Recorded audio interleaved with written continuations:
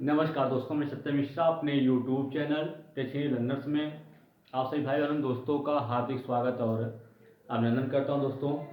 दोस्तों ये जो मेरी क्लास है दोस्तों, ईवीएस की क्लास है दोस्तों, पर्यावरण से। इसमें दोस्तों आज मेरी कह लीजिए कि चौथी क्लास है दोस्तों, जिसमें मैं आपको मैंने अपनी पिछली क्लास में दोस्तों पौधों के बारे में बताया। आज मैं आपको कुछ विशेष प्रकार के पौधे होते हैं जिससे जिससे सीटेट एग्जाम में या यूपी टेट हुआ दोस्तों, इन सब में उससे क्वेश्चन पूछे जाते हैं। तो किस टाइप के दोस्तों क्वेश्चन बनता है और किस कौन कौन से वृक्ष हैं या कह लीजिए पौधे हैं जो इम्पॉर्टेंट है दोस्तों, उसके बारे में मैं यहाँ पे चर्चा करूँगा। ठीक है, तो थोड़ा दोस्तों रिवीजन कर लेते हैं कि अपने पिछली क्लास का कि जो पौधा होता है दोस्तों, पौधा पौधा होता है दोस्तों, पौधों के कौन कौन से भाग होते हैं आपको पता है दोस्तों। पौधे में जड़ होती है दोस्तों, पत्तियाँ होती हैं और दोस्तों तना होता है और फूल होता है। ठीक है दोस्तों, तो प्रत्येक का दोस्तों अपना अपना काम होता है। जल का काम होता है दोस्तों, जल जो होती हैं मिट्टी से जल व खनिज पदार्थों का शोषण करता है। और तना जो होता है दोस्तों, इसी मिट्टी से जो भी जल या खनिज पदार्थ प्राप्त होते हैं दोस्तों, उसको वृक्ष के या कह लीजिए पौधे के प्रत्येक भाग में पहुंचाने का काम जो होता है वो तने का होता है दोस्तों। और पत्तियां दोस्तों क्या करती हैं, प्रकाश संश्लेषण का काम करती हैं, अर्थात कह लीजिए कि भोजन बनाने का काम जो होता है वो पत्तियों का होता है। पत्तियों में दोस्तों छोटे छोटे छिद्र होते हैं, जिसे क्या बोलते हैं दोस्तों, इस तरीके से छिद्र होते हैं जिसे रंध्र बोला जाता है। क्या बोलते हैं, रंध्र बोलते हैं। इनका काम होता है दोस्तों कि गैसों का आदान प्रदान करने का काम ये पत्तियां करती हैं। पत्तियां नहीं बल्कि पत्तियों में मौजूद छोटे छोटे छिद्र जो होते हैं वो गैसों के आदान प्रदान का काम करते हैं। ठीक है दोस्तों, और पौधा का जो फूल होता है, इसका काम होता है नए वृक्ष का निर्माण करना, क्योंकि दोस्तों जो परागण की क्रिया होती है इसी पुष्प के माध्यम से ही होती है, जिससे नए पौधे का निर्माण होता है। ठीक है दोस्तों, तो ये रही अपनी पिछली क्लास में दोस्तों जो पौधे के बारे में मैंने बताया कि प्रत्येक भाग का काम क्या है। ठीक है, तो आज मैं कुछ विशेष पौधों के बारे में बताऊंगा जिनसे सीटेट एग्जाम में दोस्तों महत्वपूर्ण कह लीजिए कि क्वेश्चन पूछे जाते हैं। ठीक है, तो सीटेट दोस्तों एक वृक्ष है जिसका नाम है दोस्तों पीपल। पीपल के वृक्ष के बारे में दोस्तों क्वेश्चन पूछता है कि वह कौन सा वृक्ष है दोस्तों जो कि चौबीसों घंटा ऑक्सीजन प्रदान करता है। तो जो पीपल का वृक्ष होता है दोस्तों, ये चौबीसों घंटा कह लीजिए 24 आवर्स क्या करता है, ऑक्सीजन देने वाला एक वृक्ष होता है दोस्तों। इसको बोधि वृक्ष भी कहते हैं। क्या कहते हैं, बोधि वृक्ष भी कहा जाता है। बोधि वृक्ष क्यों बोलते हैं, क्योंकि दोस्तों भगवान गौतम बुद्ध जो थे उनको ज्ञान जो प्राप्त हुआ था वो पीपल के वृक्ष के नीचे उनको ज्ञान प्राप्त हुआ था, इसलिए इसे बोधि वृक्ष भी कहा जाता है। और सबसे खास बात यह है दोस्तों, जो पीपल का वृक्ष होता है उसकी पत्तियां जो होती हैं हमेशा हिलती डुलती रहती हैं। ठीक है, तो आपसे जो इससे क्वेश्चन पूछ सकता है कि वह कौन सा वृक्ष है जो 24 आवर्स ऑक्सीजन देता है, तो पीपल का वृक्ष होता है। और बोधि वृक्ष के नाम से किसे जाना जाता है, तो पीपल का जो वृक्ष होता है दोस्तों उसे बोधि वृक्ष के नाम से जाना जाता है। ठीक है, तो ये रहा पीपल का वृक्ष और इससे बनने वाले दोस्तों क्वेश्चंस हैं। ठीक है, अब दोस्तों आगे चलते हैं। बरगद। बरगद भी क्या होता है दोस्तों, एक वृक्ष ही होता है, विशालकाय वृक्ष होता है दोस्तों। और इसकी खास बात ये होती है कि इसका जो छत्र का फैलाव होता है दोस्तों, जो इसकी झाड़ियाँ होती हैं बहुत ज़्यादा छत्र इसका फैला होता है। और उसके छत्र को दोस्तों सहारा देने के लिए, उसके छत्र को सहारा देने के लिए उसकी टहनियों से दोस्तों, उसकी जो टहनियाँ होती हैं उससे जड़ें निकली होती हैं। इन जड़ों को क्या कहते हैं, स्तंभ जड़ बोला जाता है। ठीक है दोस्तों, क्या बोलते हैं, स्तंभ जड़ बोलते हैं। जो कि उसके टहनियों से निकलती हैं जड़ें उनको स्तंभ जड़ बोलते हैं।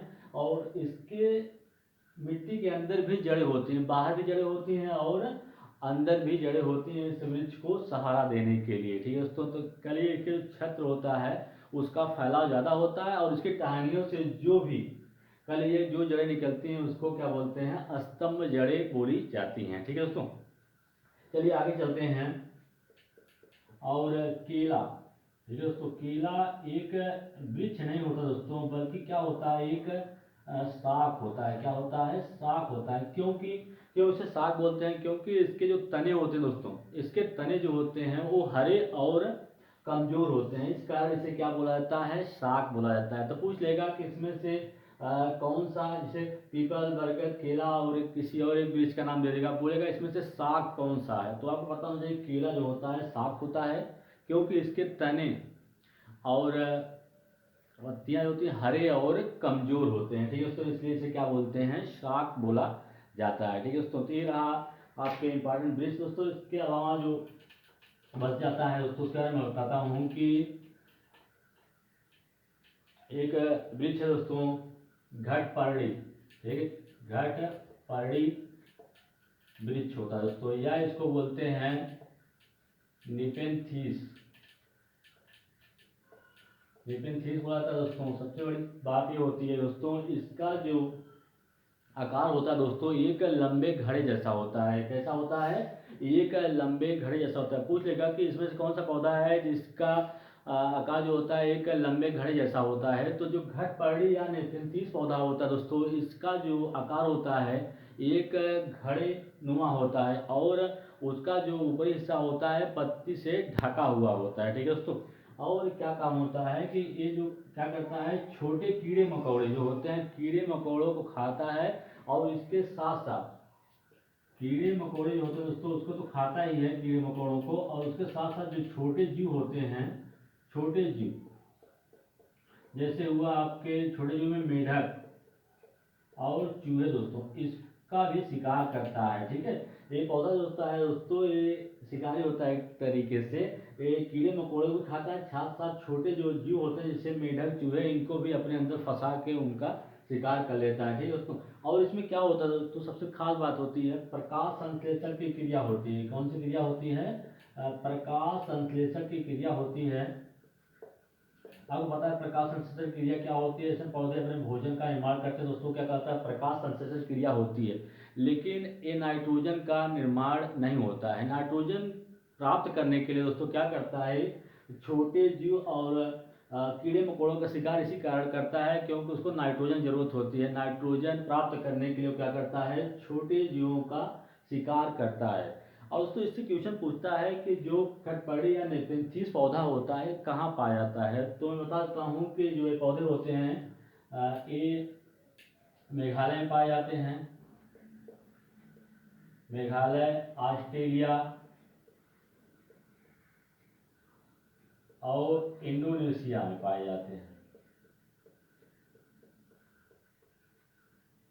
इंडोनेशिया में पूछ लेगा कि जो घटपड़ी पौधा होता है कहाँ पाया जाता है, पता होना चाहिए मेघालय, ऑस्ट्रेलिया और इंडोनेशिया में ये पौधा पाया जाता है, ठीक है दोस्तों। छोटे कीड़े मकोड़ों का शिकार करता है, प्रकाश संश्लेषण की क्रिया होती है इसमें, और नाइट्रोजन प्राप्त करने के लिए छोटे कीड़े मकोड़ों का शिकार करता है, और मेघालय, ऑस्ट्रेलिया और इंडोनेशिया में पाया जाने वाला ये पौधा है, ठीक है दोस्तों। चलिए आगे चलते हैं। आगे इसमें मैं आपको बताऊंगा कि और कौन सा पौधा है जो इम्पोर्टेंट है, जिससे दोस्तों सीटेट एग्जाम में क्वेश्चन पूछता है।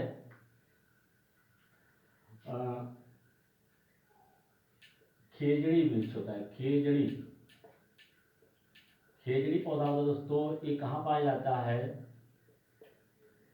खेजड़ी होता है भारत के रेगिस्तान में पाया जाता है। कहाँ पाया जाता है? भारत के रेगिस्तान में खेजड़ी वृक्ष पाया जाता है। पूछ लेगा कि जो खेजड़ी वृक्ष है कहाँ पाया जाता है, तो बता होना चाहिए भारत के रेगिस्तान में। भारत के रेगिस्तान में खेजड़ी वृक्ष पाया जाता है दोस्तों। और इसमें क्या होता है, इसकी खास बात ये होती है कि इसकी लकड़ियों में दोस्तों कीड़े मकोड़े नहीं लगते हैं, ठीक है। और इसकी जो छाल होती है, इसकी छाल का यूज दोस्तों, छाल का प्रयोग दवा बनाने के लिए किया जाता है। दवा बनाने के लिए इसकी छाल का प्रयोग करते हैं, दवा बनाने के लिए। और इसके पेड़ में दोस्तों कीड़े मकोड़े नहीं लगते हैं। और इसके जो फल होते हैं, फलियां होती हैं, कली के फूल होते हैं, उसको सब्जियां बनाने के लिए यूज किया जाता है, ठीक है। सबसे मोस्ट इंपॉर्टेंट क्वेश्चन जो इससे पूछता है, पूछ लेगा खेजड़ी वृक्ष कहाँ पाया जाता है, तो रेगिस्तान, भारत के रेगिस्तान में खेजड़ी वृक्ष पाया जाता है। और इसके छाल का उपयोग दवा बनाने के लिए किया जाता है, ठीक है। और एक वृक्ष है, क्या नाम है उसका दोस्तों, रेगिस्तानी ओक, रेगिस्तानी ओक, ये वृक्ष का जो सबसे ज़्यादा क्वेश्चन पूछता है कि जो रेगिस्तानी वो वृक्ष है ये कहाँ पाया जाता है। तो आपको बता दें ऑस्ट्रेलिया के रेगिस्तान में, ठीक है, ऑस्ट्रेलिया के जो रेगिस्तान होते हैं, ऑस्ट्रेलिया के रेगिस्तान में ये पाया जाता है रेगिस्तान ओक वृक्ष। और इसकी दोस्तों जो जड़ें होते हैं वो धरती में काफ़ी, कह लीजिए कि बहुत ज़्यादा गहराई तक इसकी जड़ें जो होती हैं बहुत ज़्यादा गहराई तक जाती हैं, और इसमें जो पत्तियां होती हैं पत्तियां बहुत कम होती हैं। और सबसे खास बात ये होती है कि इसके जो तने होते हैं दोस्तों, तना में जल एकत्रित रहता है, जल क्या रहता है, इकट्ठा रहता है। और जब वहाँ के स्थानीय लोगों के यहाँ, जब दोस्तों जब वहाँ पे जल की कमी होती है तो वहाँ के जो लोग होते हैं इस वृक्ष के तने में दोस्तों पतली पाइप डाल के वहाँ से पानी निकाल के अपनी प्यास बुझाते हैं, ठीक है दोस्तों। तो इससे जो क्वेश्चन पूछेगा आपसे रेगिस्तान वो वृक्ष कहाँ पाया जाता है, तो ऑस्ट्रेलिया के रेगिस्तान पाया जाता है, और इसकी जड़ें बहुत गहराई तक जाती हैं, और इसके तने में जल एकत्रित रहता है। इसके वहाँ के स्थानीय लोग पतली पाइप का यूज करके अपनी प्यास बुझाने का काम करते हैं, ठीक है दोस्तों। तो ये जितने वृक्ष है इंपॉर्टेंट है दोस्तों, इससे सीटेट एग्जाम में क्वेश्चन बनता है दोस्तों, मैंने आपको सब बता दिया दोस्तों। अब मैं अगले टॉपिक के साथ मैं फिर कल मिलूंगा दोस्तों, तब तक के लिए धन्यवाद।